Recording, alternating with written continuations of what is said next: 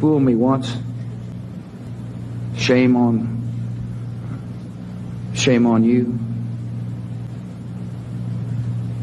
If fool me, we can't get fooled again. Well, part 2 of Zack Snyder's sci-fi space epic is a month away, and we got a full trailer. Rebel Moon Part 2, The Scar Giver. I do appreciate they filmed these movies back to back, so we don't have to wait over a year for them. And while the trailer looks badass, it looks even bigger and more epic than the first one, with a lot of action. And basically it's just the second half of the story from the first movie. The big evil empire is about to attack this tiny village, so this ragtag group of warriors must train these farmers to fend them off. Simple, easy, straight to the point. But for how badass this trailer is, I'm nervous, because the last trailer for the first film was badass too. But the movie itself was frustrating and honestly pretty disappointing. I go deeper in this in my actual review, but in short, I felt Rebel Moon Part 1 had a lot of interesting ideas, but nothing was really that well fleshed out, at least not as much as I wanted it to be. The characters and world were interesting, but beyond that, they weren't that detailed or explored. And there's a reason for that, and I'll get to it in a minute. But also, while the action wasn't bad, it's not Snyder's best action sequences, and the movie still had some really good shots, but it's still not his best. It felt really underbaked and nerfed, honestly, mainly when it comes to the story and characters. And this is where the frustrating part comes in, and why I'm so cautious for Part 2. You see, Snyder has a director's cut for each movie, Part 1 and 2, set to release this summer, and each one will be rated R and around 3 hours long. If you didn't know, the version that's currently on Netflix is PG-13 and a little over 2 hours long. But here's the weird thing. Snyder agreed to do this. He agreed to make the PG-13 version, release it, and then later on release the longer R-rated version. I have no idea why he decided to do this. But he's already talked about the director's cut last year, and even mentioned it recently on the Joe Rogan podcast. I go, what about this?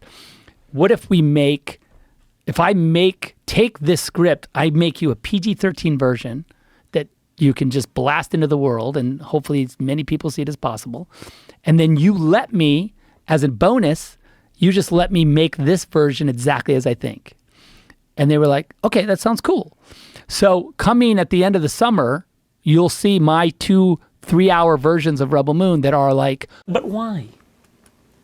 Why would you do that? Why would you do any of that? I don't know, maybe it sounds like he had to do the PG-13 version so that he can do the R-rated version, but it's Netflix, it was never coming to theaters anyway, so why would the runtime and the rating even matter? I don't know. Well, if they're gonna let you make the full version, why not just release that initially? So why he agreed to do this, I have no idea. I have my theory. I've already said that I think it's because Netflix wanted their own Snyder Cut thing, but I think it just gave a lot of fans blue balls who were looking forward to it, because now we gotta wait longer for the full version. But also it turns off potential fans, because they're getting the nerfed version. And there's no guarantee they'll come back for the director's cut. So I'm nervous because I feel Part 2 is going to be a victim of the same situation. We're going to get a PG-13 version with toned down blood and violence, as well as a shorter runtime that will more than likely mess up the pacing, character development, and world building. Although I'm more than certain that, just like the first one, it's going to be filled with some really cool ideas and concepts, and we'll see glimpses of some pretty cool things, but it just won't be expanded upon that much until the longer version comes out in the summer. Which, again, don't know why he agreed to do that. It feels like you're just purposely sabotaging your own movie and potential fans by putting out a nerfed inferior version. So I'm still kind of looking forward to Rebel Moon Part 2, but I'm cautious because I know the full version is coming later on. It sucks that that is the case, but I guess it is a good thing knowing that there's going to be a better version later on. I'm definitely still going to check this out. I mean, it's coming to Netflix, so it's not going to be hard to view or going to be out of the way. And if it's anything like the first one, that was also released in the PG-13 state, then I know that I'll be at least decently entertained for most of it. It'll have some pretty good shots, some decent action, and some good ideas here and there, but I'll just be annoyed knowing that there's a better version out there that will dwarf this one, and it'll probably end up solving most of the problems I'll have with it. That more than likely being the pacing, character development, and world building. The same issues I had with Part 1. I asked you guys what you thought of the trailer, and I saw a lot of people feeling the same way I do. And some felt even more annoyed and don't want to watch it until the director's cut actually comes out, which is fair. Well, next month we're going to find out how this one turns out. I'm very cautious, very nervous, honestly a little annoyed, but we'll see how it goes. Yeah, I don't got shit else to say, so peace.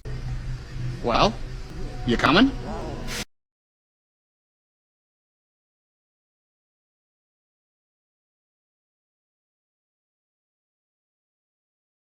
Take your clothes off. Look, Paulie, I appreciate it, but maybe another time, huh? Take your clothes off.